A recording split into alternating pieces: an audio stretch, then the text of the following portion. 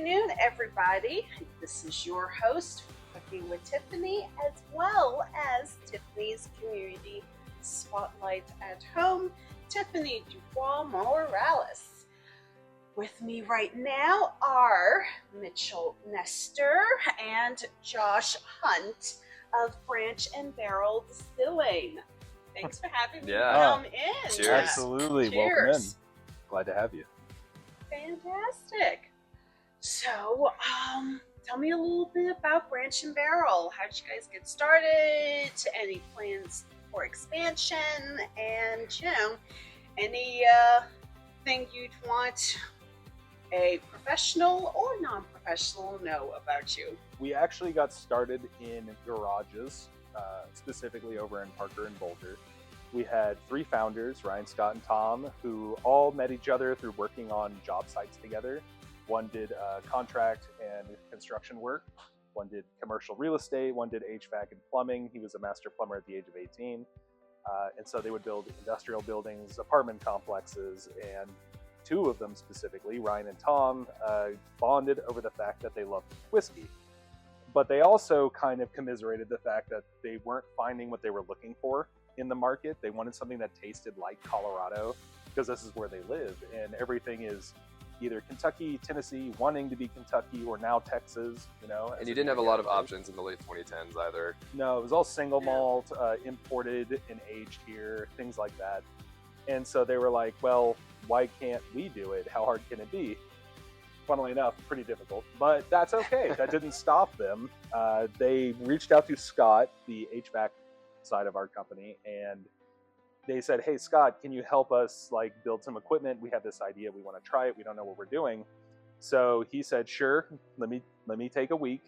He tore apart one of those stills you can buy off Amazon, looked at it, said, I could do that. And he built them their first still out of a hot water heater, built them some mash cookers and fermenters out of turkey fryers. They got at Bass Pro Shops. And they started making moonshine in their garage, but they wanted to make whiskey, specifically bourbon, but they wanted to make whiskey, not vodka, not gin, not rum, so they had to age it. Now, they were only making about a gallon a month, which is not enough to fill a barrel. If you've seen a barrel, they're pretty big. Even in the 10-gallon capacities, they're still large for a gallon a month. And so they decided that they wanted the wood, but they'd have to do it a different way. And that's when they saw the trees in the backyard, all these various fruit trees. And they said, well, branches are wood, barrels are wood, they're practically the same thing. Took trimmings off the trees, hit it with a blowtorch, threw it in a mason jar, and aged their spirits on tree branches, which is where the name comes from. Because we aged on branches, now we age in barrels. Eventually, they got popular enough from their friends, enough support, and enough hey, this is delicious, how'd you do it? Some house party stress testing. Absolutely. That they decided to try taking a run at making an actual company. And that was kind of the origin of Branch and Barrel. It was just a bunch of guys who got together and were like, can we figure out how to do this and achieve a dream we have in mind? And what does that look like? And just making it a reality. Extremely DIY since the beginning, and very much still DIY today. We embrace a modern moonshining approach. What are you guys sipping on? Also rye. Straight rye. Seemed like the thing to do on the release day. It's the release day. You got to drink it. Plus, it's fantastic. It is very good. It's hard to ignore. We highly recommend it. It's also a limited release, so it won't be around super long. We joke that we started in a garage, and now here we are 10 years later still in a garage, just a bigger garage this time. We occupy 3 automotive units, or previously automotive repair bays in Dove Valley and Centennial. You can find us just east of Centennial Airport. That's, if you're not familiar with that area, we are southeast of Denver.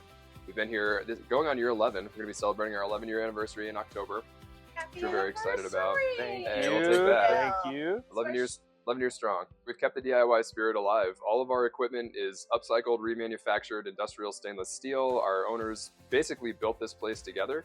They did the concrete. They brought in a friend to do the electrical, who actually ended up becoming our first head distiller. Just so happened he was looking for a change of career at the time. Yeah. The tanks that we use are all industrial condiment containers. Previously, our original still was a hot water heater. Our second still was also a hot water heater that was slightly larger. Our first production still for the distillery was a remanufactured Campbell soup cooking machine. Wow. Now we use distilled water plant tanks. And all of that was patented and put together by Scott and his company. So he did all of the welding, all of the pipe work. It was pretty much straight out of his head, and like from concept to practice. Yeah. Oh, that's awesome. The still itself, we could talk about that in a minute. Yeah.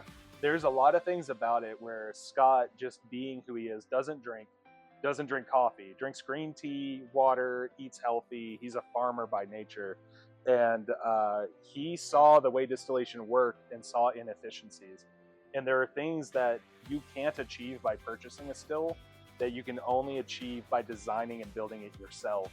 And he actually worked to fix some inefficiencies in distillation that have been around forever. Tell me a little more about that. Like, is there a major difference between like designing and creating your own still versus just buying one already made? Let's go take a look. These are some plumwood tree trimmings. Wow. Yeah, so we make a plumwood whiskey, which is aged entirely on plum tree branches from the western slopes. That will get char on your hand, by the way. Yeah, it is going to make your hands dark, but it's fine. I've got a sink. Exactly. You can still smell the whiskey in it. Yeah, it is like so charred and beautifully smoky. Yeah. I like it. Yeah, so we still age on branches for one particular product to pay homage to our beginnings. We call it plumwood. Yeah. Plumwood whiskey. We're very creative like that. That is fantastic. How long does it take to like create the? 2 to 3 years. Okay, nice. So this is currently our very small inventory of barrels that are on site. We actually have just under 2,000 barrels aging total. When, believe it or not, this small facility in full swing can produce approximately 450 barrels a year. Yeah. Give or take. Wow. Can be as much as 500 if we really put the gas pedal down. If we wanted to put the gas pedal down, a night shift and double our fermenters, we could put out about 1,000 barrels a year if we wanted to. Out of this building, believe it or not. Wow. So small there's inventory no here. Other location or No. anything. Everything is literally done here. We've been here for almost 11 years now, this very spot. Everything is produced here in the building. Our rack house is in Elizabeth, Colorado. That's just east of here. So that's where we've got all of our barrels aging. This is Rosalinda. She is one of our 2 current production stills. She is a upcycled, remanufactured distilled water plant tank because those can handle the pressure and heat of distilling very easily. Right. 700 gallon, 800 gallon, depends on who you ask. It's around 750. Yeah. Okay. 750 gallon, functions like a pot still, looks like a still that a plumber put together. Yep. Because that's exactly what happened. You can see the internal peck hosing up top. But it essentially functions like a pot still. It's designed to distill whiskey up to about 150 proof, approximately. So that's perfect for bourbon distillation, keeps a lot of the flavor still intact as we're going through the process. So we actually do the fermentation in tanks very similar to those 2 over there, the tanks that are labeled wines tanks. Right. Those are more of our industrial condiment containers. We're pretty much unique from the ground up. When it comes to learning how to distill, there's a lot of different ways to do it. And because our first head distiller was previously our building's master electrician, he had to teach himself how to do it on the job. There is definitely a learn as you go theme to our company, always has been. Same with the DIY, and we also like to joke that this company runs on weaponized stubbornness, which is very true. Yeah. But as he was teaching himself how to distill, he went to a lot of unconventional sources and kind of put his own methodology together as he learned to use the system. So when we're doing our fermentation, we actually steep our grains more like a tea rather than cooking them in a match cooker like a cornbread, which is what a lot of other distilleries do. There's a lot of reasons we do that, but kind of the main takeaway is that it just produces whiskey that we feel is the best quality we can make. We just really like the way it tastes. And as well, in the still itself, there's a lot of plumbing innovations that make the still more efficient, so it makes our stripping run quicker. Our spirit run, on the other hand, I'm going to tag in Mitch for it because I love the way he explains it. Please. So I want to touch on something before I jump into that. You mentioned him being our first distiller and like his inspirations for how to run the equipment and how to design all this. And you had brought up intentional flavor in whiskey, and there is a direct connection there.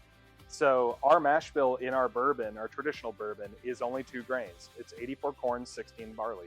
Right. There's no rye, there's no wheat. And that was a direct result of Rick, our first distiller, the electrician, reading about craft distillation in the U.S. and finding out that George Washington is crowned as one of the first craft distillers in the U.S. Wow. And he was one of the first people to use a high corn mash in whiskey because predominantly the area was known for rye because that's what grew in the Northeast very readily, especially at that time. Oh, absolutely. But he found it aggressive and a little spiky and not pleasant, and so he's one of the first people credited with doing a heavy corn mash, which is why our whiskey is 84 corn, 16 barley, is intentionally to make it a sweeter, softer, rounder spirit inspired by George Washington. And I just find that a very fun anecdote. Spirit runs are traditionally 7 to 8 hours. That is the second distillation in your bourbon. That's the part where you're going to condense everything down furthest, make your cuts, keep what you want, get rid of what you don't want. Pull out the great flavors. Yeah, and release all the methanol and all the other toxins. The not so great flavors. Yeah. Well, traditionally 7 to 8 hours. Ours is actually 32 hours long.